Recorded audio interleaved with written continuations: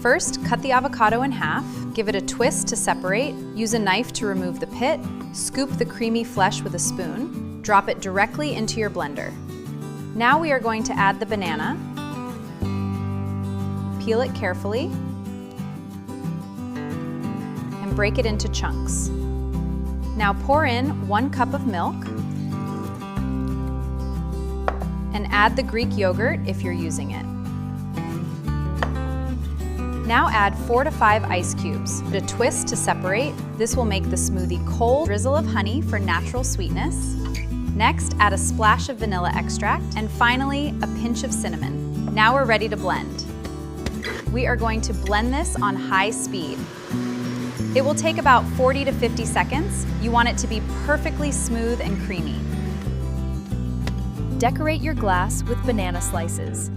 Pour the creamy smoothie inside. Top with chia seeds and avocado. Finish with a banana slice.